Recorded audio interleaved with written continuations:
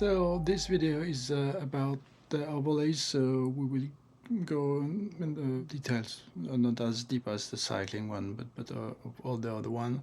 And also I wanted to show some of the feature of the preset management.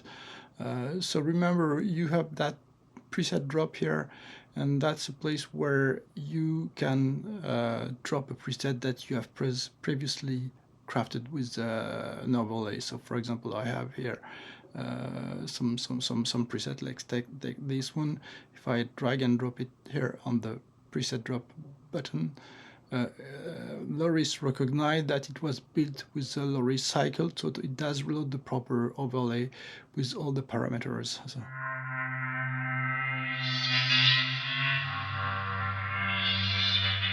So you have a way here to reload your preset and rework on it if you need.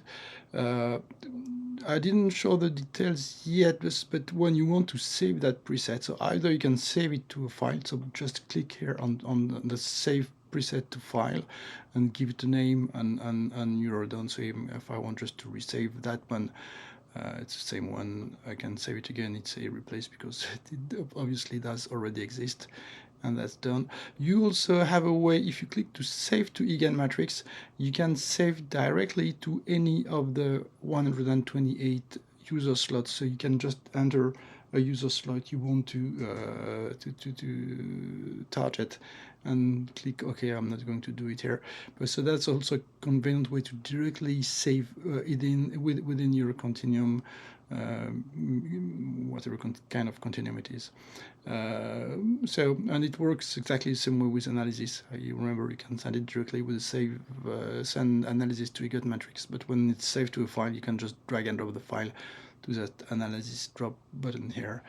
So we already went through the details of the cycling overlay, just to see all the other ones. So the MP, remember, the MP, it's an overlay without anything. It's just have one voice to control the analysis before sending it to the matrix. So it's designed really to control the analysis when you have extracted it at this stage. So limited use, but it's still funny to use. The cycling, we know it. So the choral overlay, it's very similar to the one we have seen with cycle. The only thing, you don't have any pass. Remember, in cycling overlay, you have a pass that you can choose. Here, the pass is always a ramp, so you have, in fact, two analyses, but two times the same analysis in this overlay, and one is read from the beginning to the end, and the other one from the end to the beginning, so giving kind of chorale effect. So you can hear them. So that's the kind of situation where you probably want to have everything on the same pitch.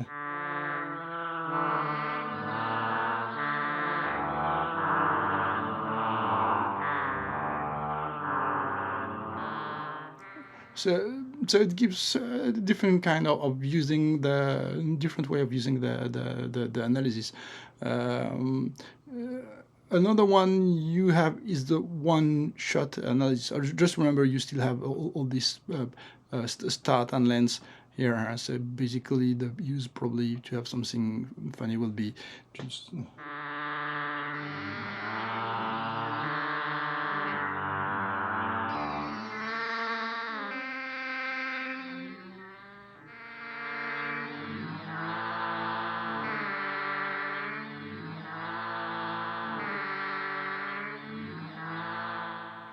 Just an example of what you can do.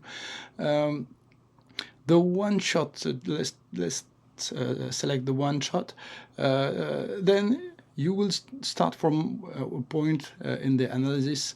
So usually the beginning, but you can have an offset and read to a specific place and then loop at that place.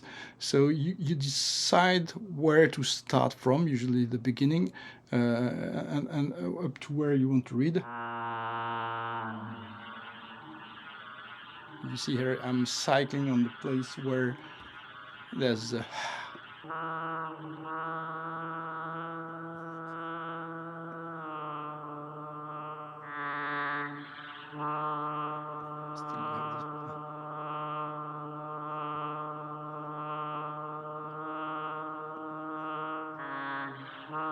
So the end loop, you can decide of how large it is. It can be perfectly fixed.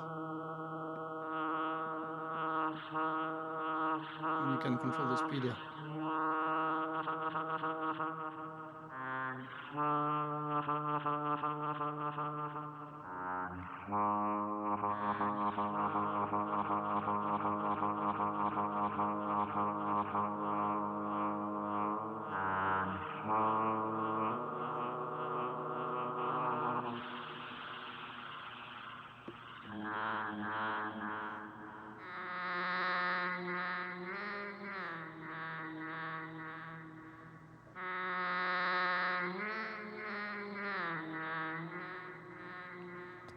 So another way to circulate in the analysis. The last one, so everything else is quite similar. That's really the pass management, which is different. The last one is a scrub. So the scrub is really different. It has a different UI. It's much simpler. The way it's designed is that you scrub across, so you define where you are in the analysis by the position of your finger on the surface of the continuum. So you can stop anywhere.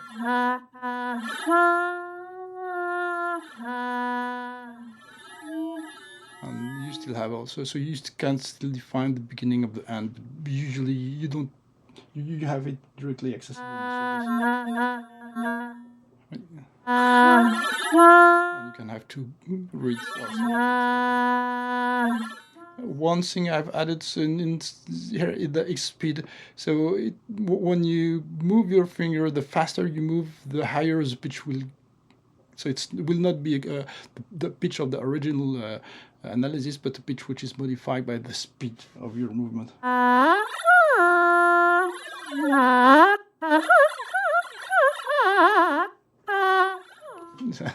Could be fun too, and you of course can use it on any kind of analysis. So that the scrub overlay can be very fun with some guitar riffs or drum loops or things like this.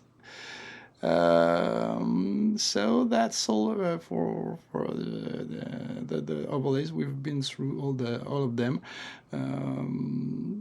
So that's the last video, I guess, from that tutorial. If I have some requests, I may craft a few other ones if needed. One thing I wanted to show, I totally forgot, and that may be important. That's a small detail, but basically when you manipulate a value, when you move it, so it's up and down here, you don't see my finger, but your finger, if you press shift, but you see it's quite fast.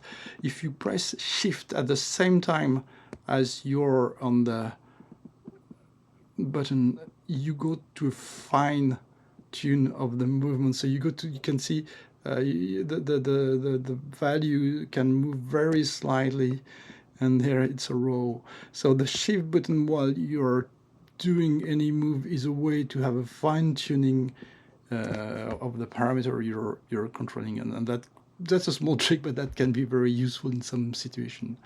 Okay, so that's all. I hope you had fun looking at the videos, and that now you will have fun playing with Loris. Bye.